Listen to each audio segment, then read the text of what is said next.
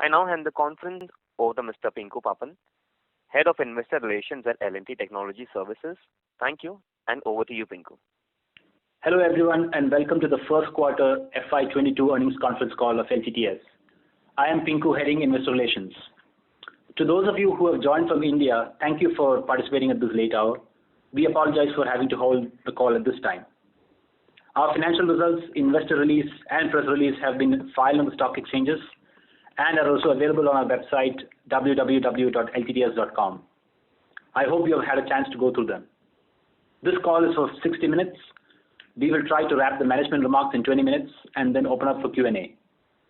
The audio recording of this call will be available on our website approximately 1 hour after this call ends. Let me now introduce the leadership team present on this call, and we have Amit Chandra, CEO, Abhishek, COO, Rajiv Gupta, CFO. We will begin with Amit providing an overview of the company performance and outlook, followed by Rajiv, who will walk you through the financial performance. Let me now turn the call over to Amit. Perfect. Pinku, you can hear me fine? Yes, go ahead, Amit. Perfect. Thank you, Pinku, and thank you all for joining us today. Again, apologize for the late call India time. I hope all of you are safe and healthy. I'm happy about our strong Q1 performance that was in spite of the challenges we faced on account of the second wave. I would like to first start by thanking our employees for their resilience, their commitment, and the teamwork, and then our customers for standing by us during these extremely tough times. We've rolled out multiple measures to support our employees, and our focus is now on getting our employees vaccinated as soon as possible to be able to get back to some degree of normalcy.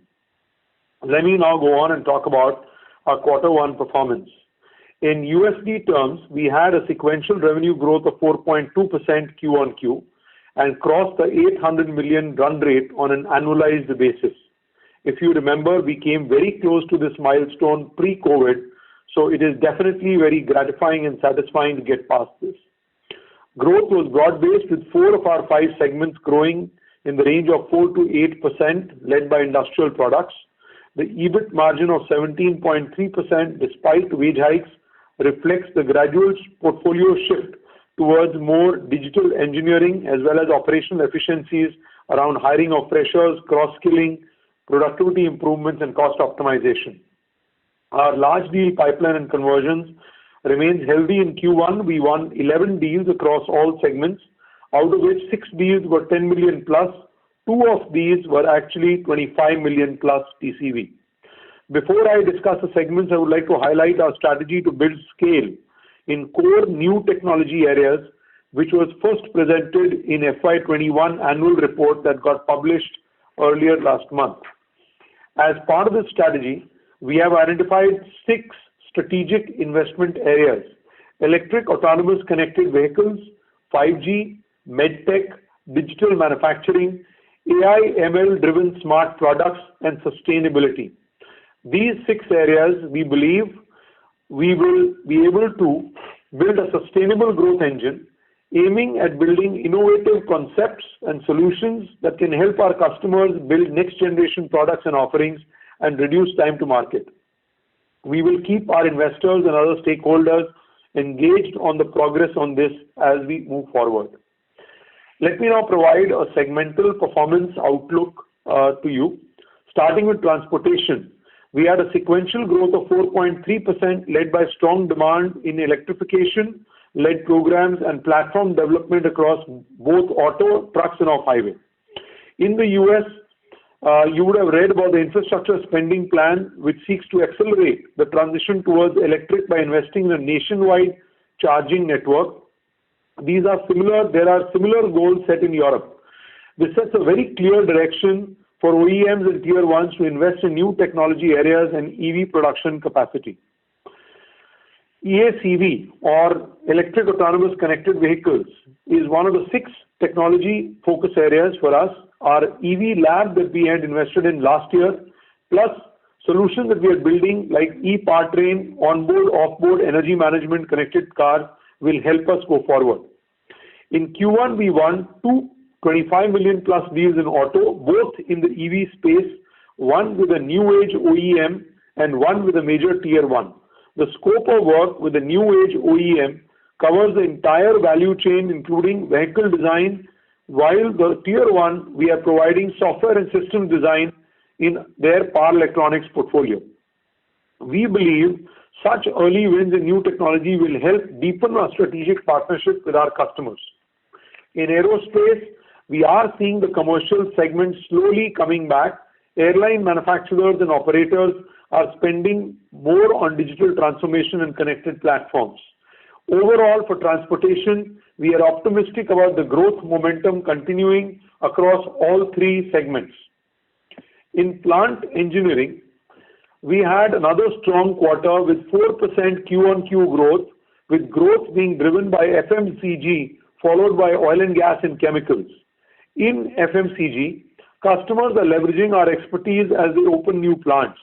Recently, we won an order from a food giant to design a plant to meet the most stringent global food and beverage standards. We are also deepening our expertise on the sustainability side, with one more win on the wastewater treatment area. Sustainability is one of our 6 bets or strategic investment focus areas where we are investing, and we expect a lot of spending to happen in the future. In oil and gas and chemicals, as strategic partners to our customers, we are working with them across the globe in brownfield expansion, asset digitization. CapEx spend outlook is improving with oil prices going up, and few oil and gas majors are having discussions around product mix optimization as well as quicker transition to green fuels. Summing up, for plant engineering, we continue to see a good set of opportunity that will. Sorry to interrupt you. We had a strong quarter with almost 8%. Hello, Mr. Amit, can you hear us? Hello. For industrial products, we had a strong quarter with 8%, almost 8% quarter-on-quarter growth, with all three sub-segments showing good growth, electrical, machinery, and building automation. While industrial products was hit.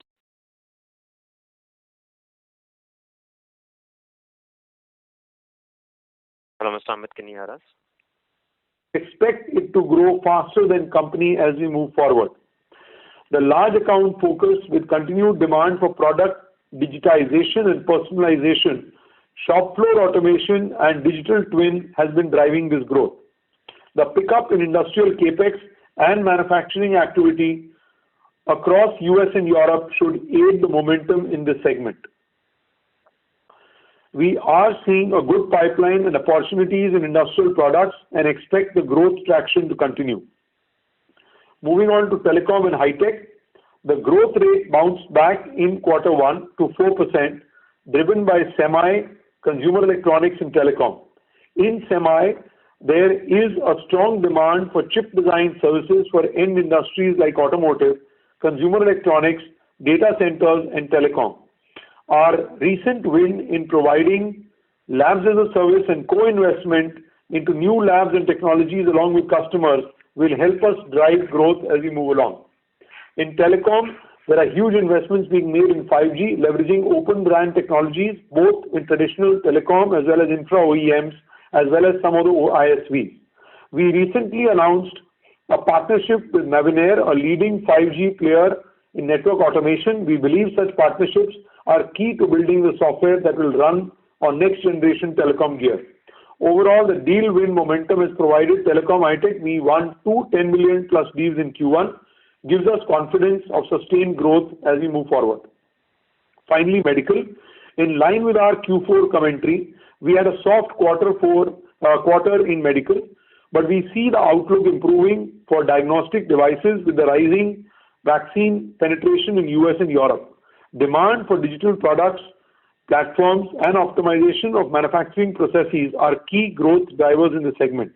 MedTech is another area of focus for us. We have deep domain knowledge, have built reusable assets, and believe that will help us with the work being done in AI-based diagnostics, decision-making, and infection management platforms. We expect growth traction to see a jump from Q2 onwards as the deal traction improves.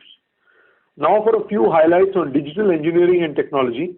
Our digital engineering revenues were 54% in Q1 versus 52% in Q4. We see this trend continuing. On the innovation front, our engineers continue to innovate and file 23 patents in Q1. This is a record high. We are committed to increasing our talent pool in digital engineering skill, and our Global Engineering Academy, which was established last year, will continue to work to ensure that we are able to get the right talent as we move forward. Let me go on to discuss the outlook. From a geography standpoint, we see a strong demand outlook in both US and Europe, while in Japan and India, decision-making environment is slowly recovering. We are confident that the growth will continue to be broad-based. With better line of sight for FY22, we raise our USD revenue guidance to 15 to 17% for FY22. I would like to make one more important announcement before I end. We are planning an investor day in September and look forward to your participation. We hope to provide more color on our new strategy in the 6 investment areas during the event. Pinku will be communicating the details to you shortly. Let me end by wishing all of you the best of health and safe passage. I now hand over to Rajiv. Thank you so much. Thank you, Amit. Greetings to all of you. I hope that you and your families are keeping safe and healthy. I'm glad to share a strong Q1 performance with healthy improvement across revenue, EBIT margin, and PAT. Let me walk you through our Q1 FY22 financials, starting with the P&L. Our revenue for the quarter was 1,518 crores, a growth of 5.4% on sequential basis. As you would have observed, we are back on double-digit year-on-year growth with Q1 revenue up 17% year-on-year. Also, EBIT margin crossed 17% in Q1, making it the 4th consecutive quarter of operating margin improvement. The 70 basis point sequential improvement in EBIT margin to 17.3% was driven by portfolio shift towards digital engineering, operational efficiency measures including productivity improvement and cost optimization, and rupee depreciation that together helped fully absorb wage hike, higher subcontracting and third-party contracting expenses. Moving to below EBIT, other income was slightly higher on sequential basis due to higher treasury income and forex gain. We did not accrue any export incentive income, and this will be the case going forward until we get further clarity from the government. We continue to follow up with the authorities to expedite claims for FY20. Our estimated tax rate for Q1 was 26.6%. We are moving to the new tax regime from FY22 onwards and expect the full year ETR to be between 26.5 and 27%. Net income for the quarter stood at 216 crores, which is up 14.2% of revenue, up 11% on sequential basis, driven by higher revenue and operating margin. Moving to balance sheet, let me highlight the key line items. DSO was 85 days at the end of Q1 compared to 75 days in Q4, while unbilled days was 27 days in Q4 compared to 17 in Q4. The combined DSO including unbilled stood at 112 days, which is above our target range of less than 95. This is because we embarked on the first phase of system transformation in Q1, which is a precursor to a full rollout later this year. This resulted in delayed invoicing. Let me talk about cash flows. As a result of the increase in DSO, the free cash flow dropped to 69 crores in Q1. We believe this is temporary and we will see normalcy return in the coming quarters. Our cash and investments rose to 1,777 crores end of Q1 FY22. Moving to revenue metrics, the dollar revenue growth was 4.2% sequentially in Q1, with 4 out of 5 segments growing sequentially as highlighted by Amit. Growth was led by industrial products. The segmental margin performance was better across all 5 segments on a sequential basis, with transportation and plant engineering showing marked improvement. Transportation segment has improved to 19.3% EBITDA, resulting from growth in revenue and focused measures undertaken. Now let me comment on operational metrics. Utilization improved slightly to 79.2%, and so was the case in on-site offshore mix, increasing marginally to 58.1%. The time and material revenue mix increased to 66% in Q1. This metric has been in 60 to 65% range in the past few quarters. Moving to client profile, which is the number of $1 million plus accounts, showed a sequential improvement in the 20 million plus category and the 5 million plus category, while others are flat. Like we highlighted in the past, this is on last 12-month basis. Q1 FY21 quarter was a challenging quarter and is not anymore in the mix. Hence, we will see this metric improve going forward, reflecting the growth in top line. Client contribution to revenue, here again, this is on LTM basis, and we can see the improvement across all the three buckets, top 5, top 10, and top 20.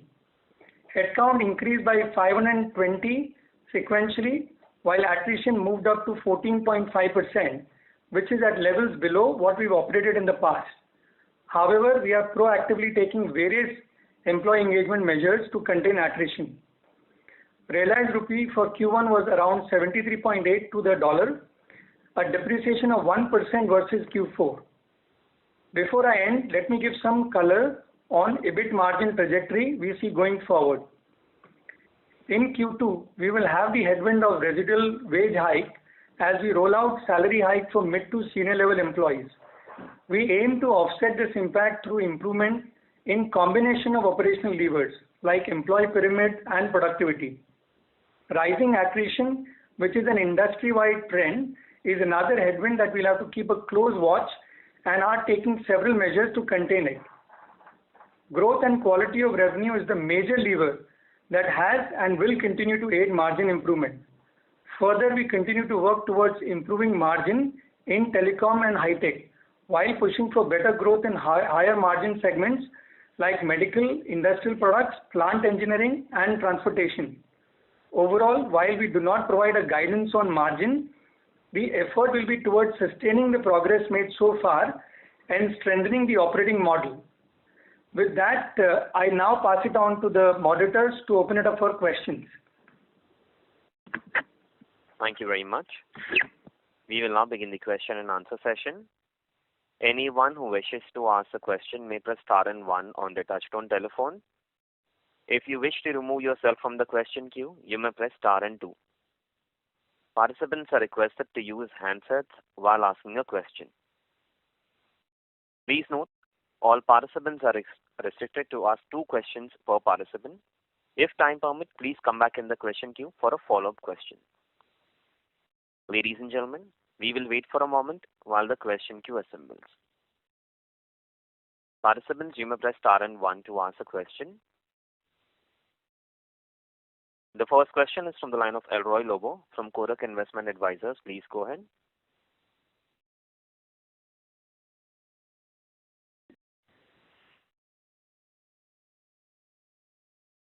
Elroy Lobo, may I request you to unmute your line from your side and go ahead with the question?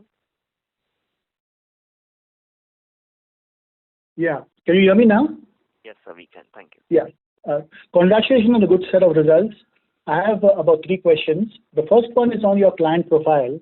You have about 5 $20 million clients, about 20 $10 million clients. I just wanted to know, what is the potential to which you can mine this client? Can they be $50 million accounts, $75 million accounts, or do they get capped at around $30, $35 million?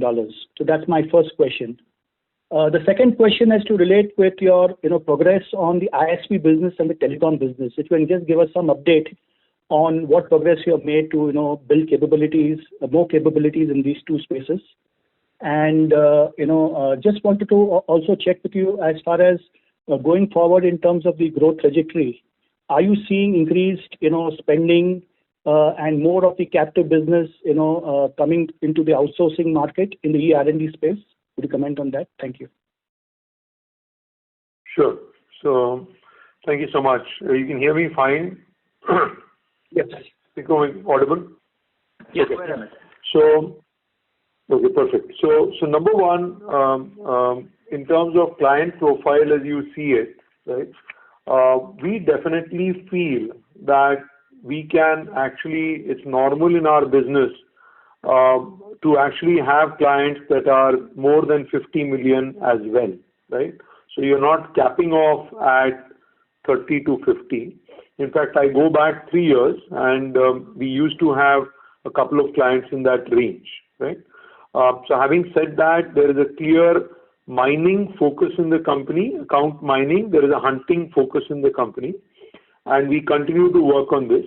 The reason the metrics in Q1 do not look up to you right now is because we use trailing 12 months of revenue to be able to report the client range. But as we move forward and the FY21 metrics gets, revenue gets fleshed out and the new revenue comes in as you see it, you will see the client pyramid improving.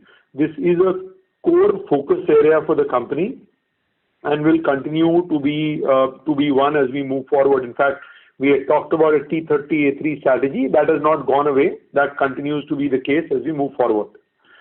Your second question was on capability building in high-tech and ISV. So as far as we are concerned, high-tech for us is actually 6 sub-segments. There is semiconductor, there is telecom infra, there is telecom operators and communication media, there is consumer electronics, there is ISV. Right? So those are the segments broadly that or sub-segments we operate in. 5G is one of those areas which will cut across a lot of these sub-segments and is a clear attention and focus area for us as we move forward, including the company that we bought last year and the Semcon building capabilities we have got through acquisition, VLSI design capabilities that we have got in-house as well.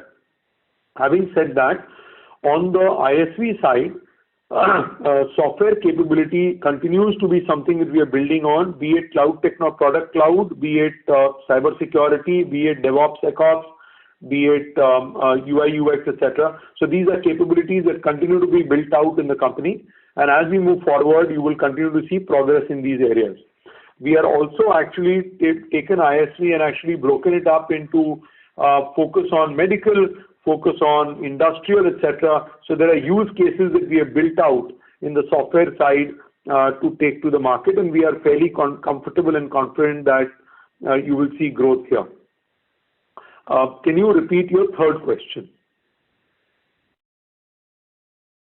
Yeah, the third question was to do with the outsourcing in ER&D. Are you seeing an increase from the captives, or is it stable?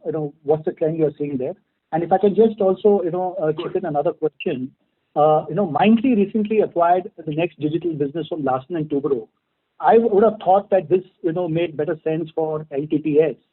So if you can comment, how are these acquisitions being made at the group level? How do you connect with the group to make sure that some of this actually come into your plate rather than going to one of the other group companies? Sure. So let me address the growth part. So as we look at it, and these are numbers that are publicly available, the ER&D space today is about $1.4 trillion as of 2020 spend, right? Of this $1.4 trillion, it is supposed to grow to anything between $1.75 to $1.95 trillion by 2023, right? Now, out of this 1.4, that's of CY20, $80 billion is outsourced to engineering service providers, and India gets 16 billion of that $80 billion. Global competency centers or captive centers is about $50 billion of spend, out of which similar $16-18 billion comes to India, but there is an equal amount going to China, and then there's Latin America, etc., etc. As we see going forward, we do expect ER&D spends to grow. We do expect outsourcing to engineering service providers like ourselves and others in India Inc. as well as Western Europe, Eastern Europe to grow. We also expect global competency centers to pick up. Having said that, you may see some more global competency center spend going to Eastern Europe and LATAM, and China slowing down from a global competency center standpoint. So that's broadly the contours that we are seeing it today. And if there's interest, there's further details that we can get into, but broadly that's where it is. If I go on to L&T Next being bought over by Mindtree, so L&T Next has some very targeted products, reusable widgets that they have built in the areas of digital for construction companies, which is being used by L&T. And the group thought that Mindtree acquiring it was the right answer. Having said that, I cannot comment on that being right or wrong. All I can say is we have a clear strategy in the 6 investment areas that I have outlined for you, and we do believe that that growth will stand us in good stead, sustainably, profitably as we move forward. Thank you. Thank you very much. I request all the participants, please restrict to 2 questions per participant. If time permits, please come back in the question queue for a follow-up question. The next question is from the line of Sandeep Agarwal from Edelweiss Financial Service. Please go ahead. Yeah, good evening and congrats on a very good execution and very good quarter. I hope and wish everyone safe health. So I have only one question, Amit. We are in a situation where, the demand from the consumer side is at very high. Factories have not worked to their optimum level, so there's a big gap between demand and supply across the globe on the consumer side. The outsourcing of the R&D has to go up tremendously because R&D has not gone through the outsourcing which the software industry has gone through. On top of that, there is severe scarcity of manpower in whole of Europe, and and if you add to that our market leadership, our capability in each of these areas, and also the world's urgency and desperation to upgrade the feature products into smart products. If you take all these 5 things together, and even if you apply a very, very pessimistic approach to that, then also it looks like you are getting into a golden decade of growth in your business. So why that kind of confidence is not reflecting in our commentary? Is it because we are not so sure about any 3rd wave or 4th wave impact which can happen because of COVID? Or it is because that you are still finalizing your strategy and you would be more opening up or would be giving more clarity going forward? Because no way I am able to reconcile this, that when there's such 5 huge tailwind, I have not thought of this kind of tailwind. I don't think such huge tailwind has ever come together in last 20, 30 years. Then why our commentary is not reflecting that same optimism? Thank you. So Sanjeev, 2 things here so that we can level up and be clear.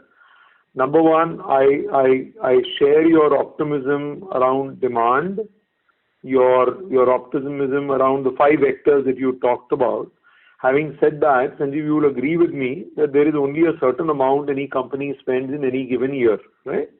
That's one.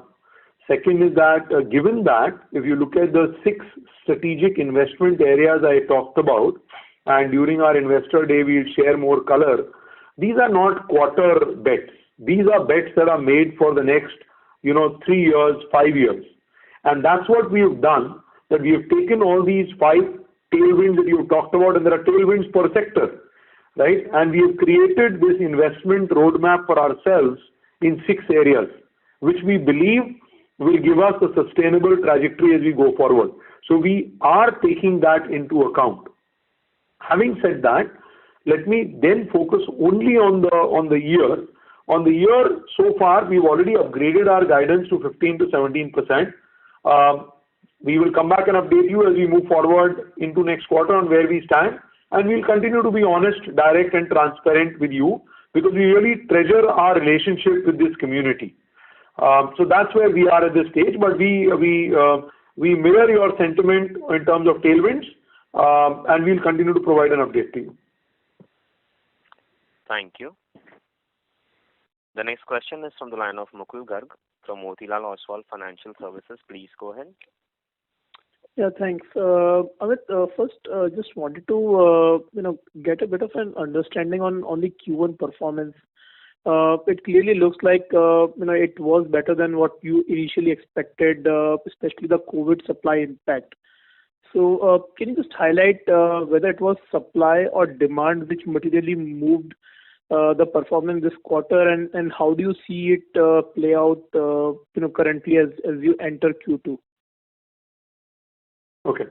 So number one, when we met last time in May, we met under the shadow of a wave 2 that was rearing its head up, right? If you remember to that. And that played on our minds as to where we are. I do want to acknowledge that we've also had fatalities like everybody else in our workforce. We've had workforce that has been infected. And like I said at the beginning of my commentary, things have gone through very harrowing times for our employees and their families, right? And I'm sure you'll understand that. So we took that into account when we had given you commentary last time. At this stage where we stand today, we are fairly comfortable with the fact that wave 2 is done. We hope and wish that the wave 3 will not be as bad because vaccinations are going up, right? We're actually getting our employees vaccinated, their families vaccinated, etc. Demand is there. So, in fact, if anything, demand has slightly improved, spend has slightly improved.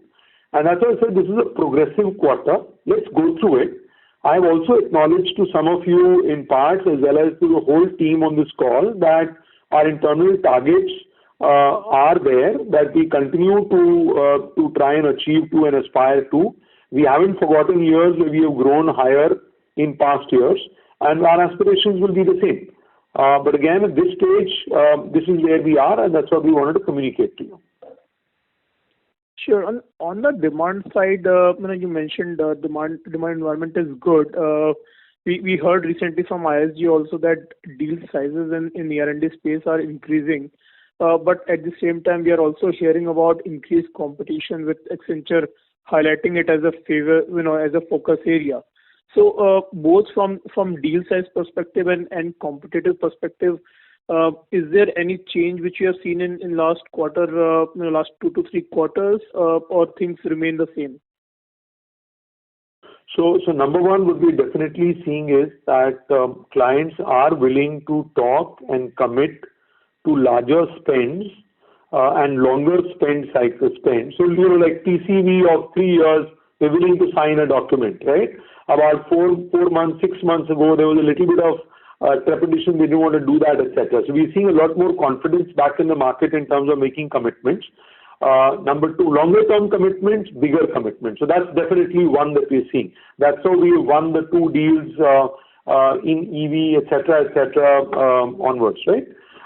Second, we are looking at clients making strategic decisions in terms of, so I want to be able to get to 5G rollout in subsector A, use case A and B, etc. Or I want to get to electric vehicle. With electric vehicle, I've broken it down. I will first do the power distribution unit. I'll next get to higher end wiring. I'll then get to inverter design, etc. So there are clear phases people are drawing out as if this is a multi-quarter or multi-year thing rather than sprints, right?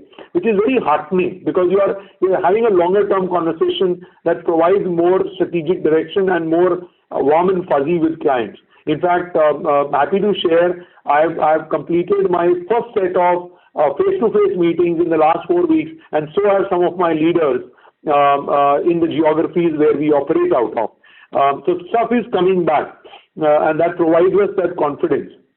The third thing we are seeing is specific areas that have picked up interest and pace, like electric vehicles has picked up pace, 5G has picked up pace, sustainability has picked up pace, changing the composition of fuel, right, to higher mix, higher value mix has picked up pace.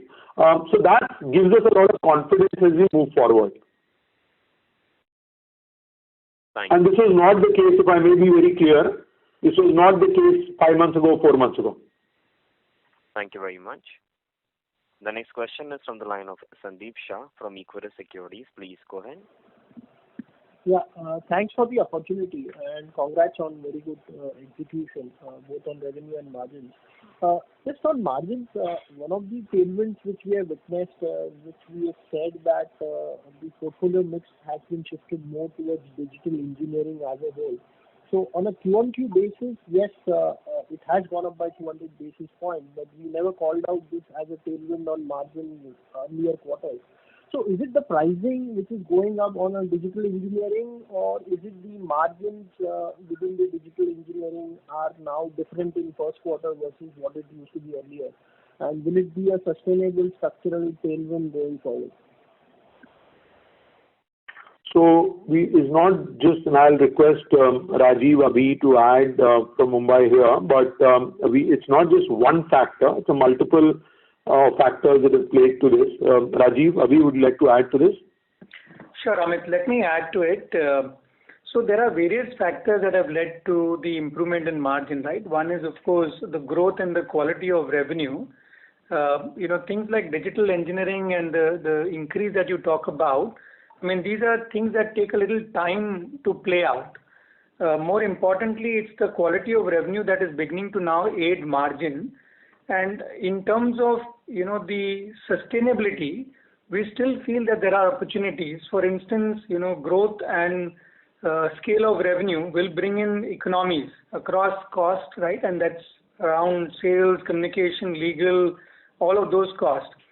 Segmental margins, we talked about it earlier as well. We've got opportunities in two segments, transportation and telecom and high tech. Transportation, we've already now seen EBITDA margins go up to 19% plus range.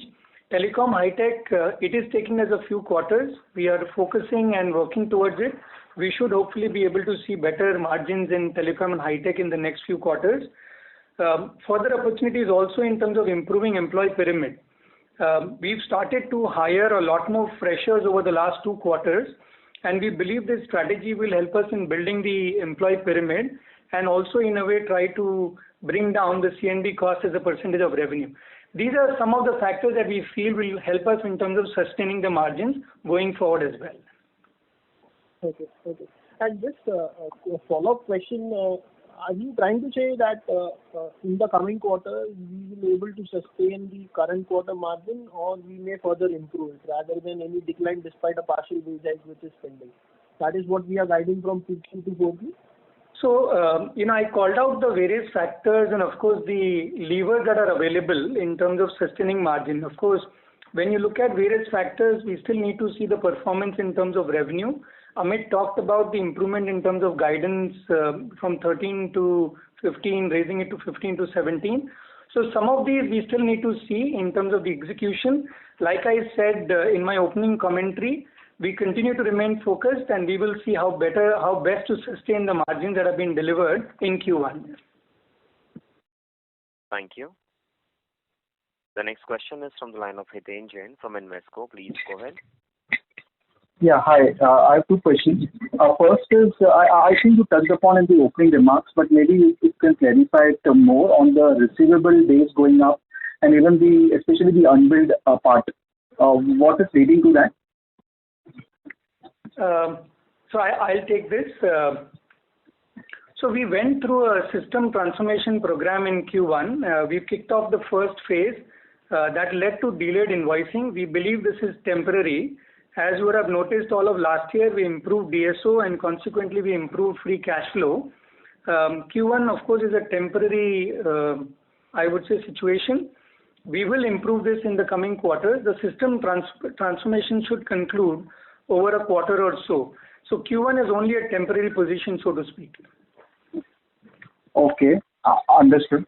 And the second question is on the headcount growth. So we're operating at a higher utilization level. We're seeing good demand, in terms of commentary and potential deal wins. But headcount growth seems to be muted, even sequentially and obviously on year-on-year basis. So what are our hiring plans going forward? So we don't normally comment on exact headcount addition, but what we will definitely tell you is that as you can see, the headcount has gone up by approximately 700 people. Right? This was partly freshers, partly laterals. Going forward, the plan of the company is to continue to hire about 400 to 450 freshers plus laterals every quarter. Now, of course, there will be attrition, there will be exit, so you will continue to see net increase, but we don't provide guidance on exact number headcount increase quarter on quarter. Rajiv, Abhi, if you want to add to this, you can, please.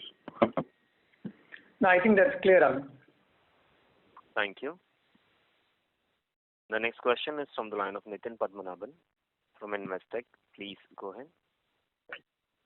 Yeah, hi, good evening. On the transportation side of the business, the margins there seem to be at the higher end of what they have done historically. Just wanted your thoughts in terms of what's changed within the transportation mix that's actually driving this margin up. Is it a mix in terms of the kind of business that we're doing, or is it that, or what exactly is basically driving this margin up, and how sustainable is it? Any qualitative color? Abhi, you're on the call. Sure. Abhi, you're on the call. Would you please answer this? Yeah. So thanks for the question. See, I think the one is from a sustainability perspective. Of course, that's what our intent is. Why has the margin grown up so much? The quality of revenue has definitely improved. Our business in transportation sector, especially in the software embedded side, has shown very good improvement. So growth is one of the primary reasons I would say for this, and growth in the right areas and with higher, I would say, better quality of revenue. So when we say better quality of revenue, if you could just give some color what that means. Yeah. So our investments, like Amit said at the start, one of the big bets we have is on the EACV segment, which is electric vehicles, autonomous areas, and we clearly are seeing more growth in those areas, more wins in those areas, e-powertrain areas, and that helps. Of course, the investments we have made in the reusable solutions, the EV labs that we spoke of in earlier quarters, those are also helping us attract more customers and growth. Thank you. The next question is from the line of Vibhor Singhal from Phillip Capital India Private Limited. Please go ahead. Yeah, really, sir. Thanks for taking my question. So two questions from my side. So the first question that I wanted to get your opinion on is, if you look at our total revenue, we've now crossed that $200 million revenue quarterly run rate, which is where we were in Q2 FY20, so around 5 quarters back.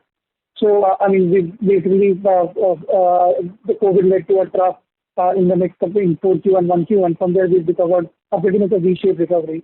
So just wanted to check that now that we are now back to those Q2 FY20 levels, are majority of our clients also back to their pre-COVID level spending for us, or is it that in the meantime we have gained new customers and new businesses, and many of the large clients are still much below their pre-COVID levels, and that basically backlog or that revenue is yet to be gained by us, which can be a potential growth area for the next couple of years or next few quarters maybe?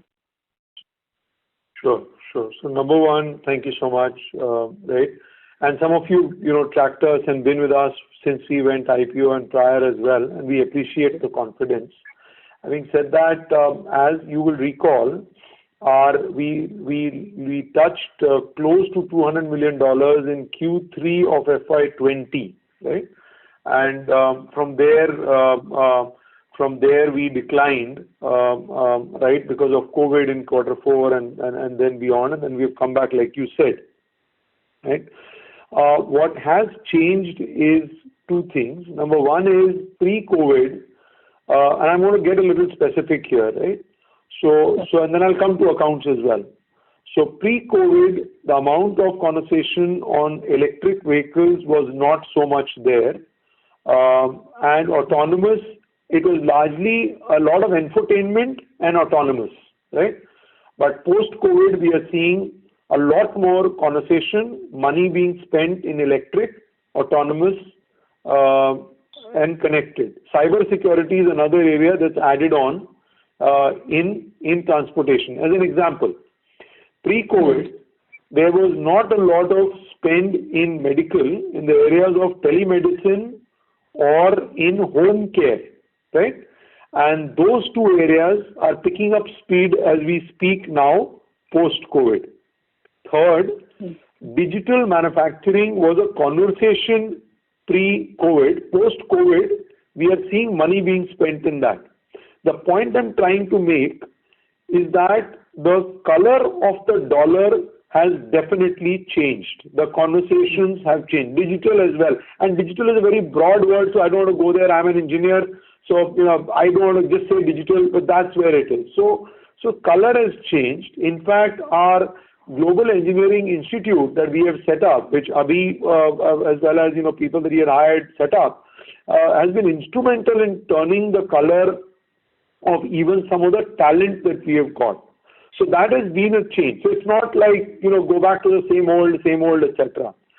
Second, from a client standpoint, in our, if I look at our, 30 million run rate clients, or I look at my 20 million run rate clients, that has fairly been the same. Couple of them may have, dropped off for various reasons of, we had already told you that one of them had sold their 5G business, one of them had divested to a private equity, but we have seen a fair mix to be steady and grown with us. So somebody had asked the question, are clients getting deeper with you? The answer is true, the clients are getting deeper with us. Having said that, the word of caution, right, that I would definitely want to say, because look, we want to be honest and whatever we see, we want to tell you, right? What we don't know is, will wave 3 come back in a much bigger way, right? We are seeing hospitalizations down even though infections are up in Europe. Decision making is almost back to normal. But will this continue? There are some variables that nor do you have an answer for, nor do we. But we will continue to stay engaged and tell you. But I can tell you that your company for sure has seen a change in the type of work we are doing. And we are confident that we have the right talent and the processes in place to scale up in that area. Long answer. I hope I have addressed what you asked. Yeah, pretty much, sir. I think that was quite comprehensive. Thank you so much for that. I just had one more question. You mentioned that in the plant engineering segment, we had a deal with an FMCG client for whom we designed the entire new plant with the most stringent of norms. So, to get a color on the segment, was that a one-off, or are we seeing FMCG companies setting up more and more plants across the world, and there are more conversations happening in that segment? So there are two things that we are seeing, and I'll again break up the segments for you. So if I look at food and beverages, we are definitely seeing a trend of smaller plants coming up. So that means smaller capex coming up that are more regional, that are supplying to the demand in the region as opposed to mega plants. So that in food and beverages we are seeing. Right?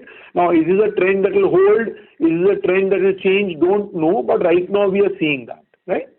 It was there in Asia. Just by the way, if you Google, it was there in Asia. It was not. There were mega plants in the US and Europe, while there used to be smaller plants in Asia. Now we are seeing smaller plants in US and Europe as well coming up, as opposed to mega plants. So that we have one food and beverage. We are seeing that. I don't know how long that will continue. Second, what we are seeing is in plant engineering that oil and gas companies are coming back and talking to us about changing their fuel mix. So the output that they give will be less gasoline, will be more jet fuel, maybe more chemicals, etc. So there is brownfield upgrades and changes people are talking about. So I do believe that that is again different than what we saw about 4, 6, 8 quarters ago. So those are the two changes. Thank you. The next question is from the line of Mayank Babla from Dalal & Broacha. Please go ahead. Yeah. Am I audible? Hello?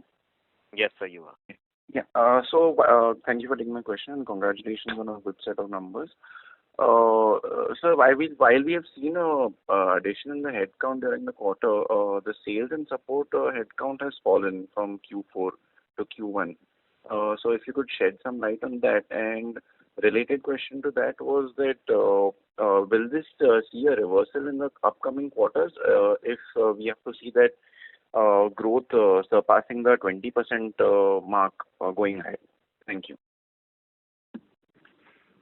So I'm going to request Rajiv to take that, but on a principle basis, I want to tell you that it's not like we fired salespeople or support just because the revenues went down. We haven't skimped on that, but we've optimized for sure. But I'm going to request Rajiv to take this question. Sure, Amit. Mayank, to respond to your question, I mean, we continue to invest in our sales organization. When you look at sales and support, it's not that it has taken a big drop, right? This is just part of the thinking ahead in terms of how do we, work more effectively. So to put it in a short context, we continue to invest in sales because we see the opportunity, right? With the kind of demand, we'd like to see investing into sales functions so that we can see further growth coming in newer and newer accounts and also being able to expand on our current set of accounts. It is just that we are trying to manage this more effectively, more on the enabling side. Sure. Thank you and good luck for the rest of the year. Thank you. The next question is from the line of Udit Methi from Stanley and Lamont Group. Please go ahead. Hey, can you hear me, guys? Yes, sir, we can. Yeah. Yeah. So I just wanted to ask, during your performance highlights, I could see that an American automotive has selected LTT as a strategic partner for their EV and power electronics product. So I just wanted to understand that due to this lack of supply for semiconductors and things like that, are you guys planning to ramp up your production for this? Because I see that this is a big opportunity that we could, jump on. And do you plan on any capex expenditure in terms of power electronics?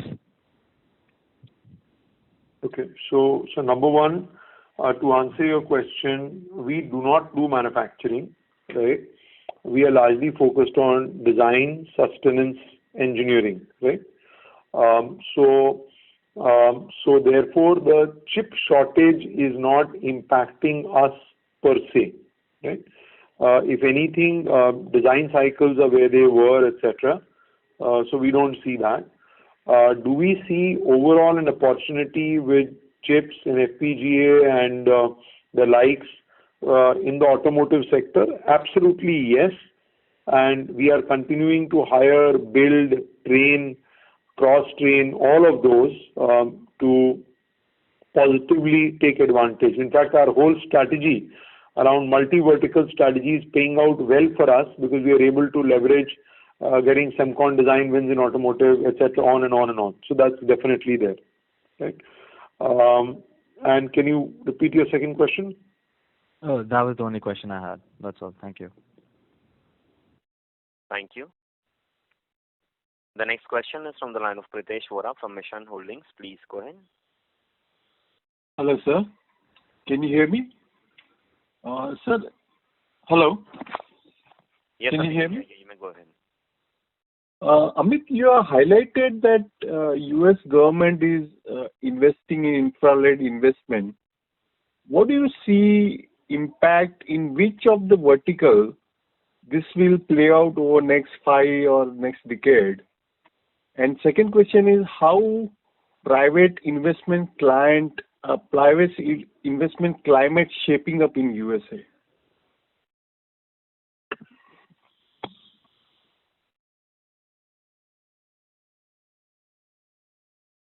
Participants, please stay connected. Line for the management got dropped. Ladies and gentlemen, please stay connected while we rejoin Mr. Amit back to the call.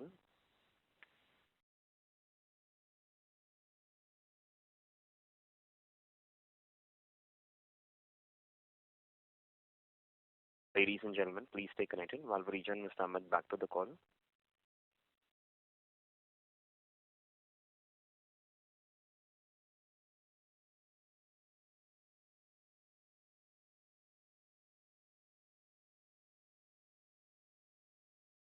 Participants, please stay connected while we rejoin Mr. Amit back to the call.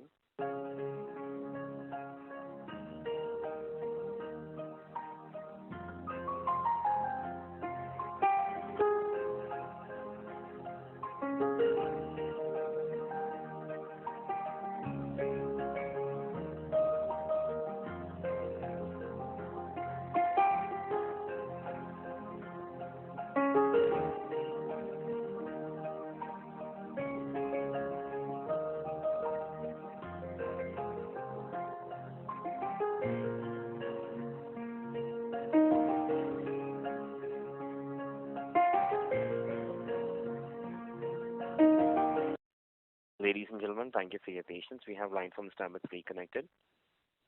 Pritesh, Sorry. repeat your question once again for Mr. Amit.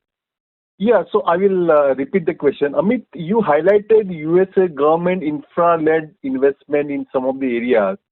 What do you see impact of this infra-led investment by US in next 10 years? In which of the vertical it will play out for us?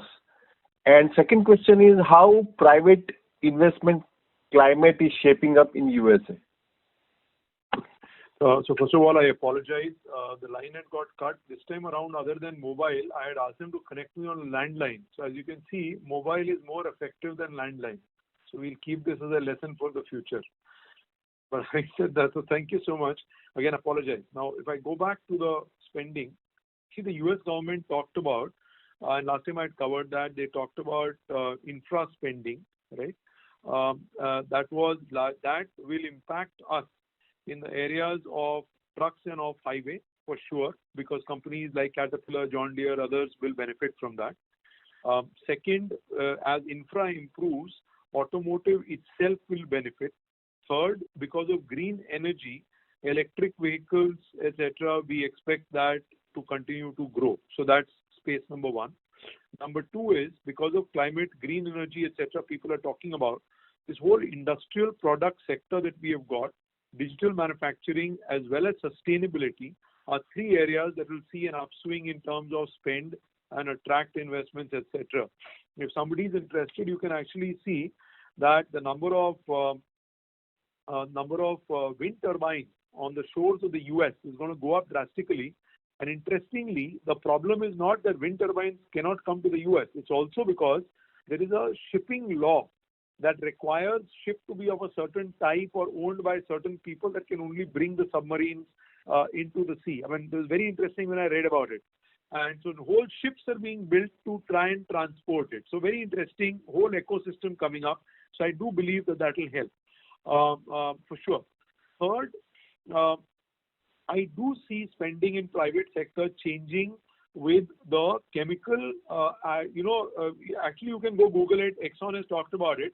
Look at the fuel mix that they are saying will happen in 2030 coming out of the refineries as opposed to what's coming out today. There is a huge change in that will require refineries to be changed, and I believe that is a spending area.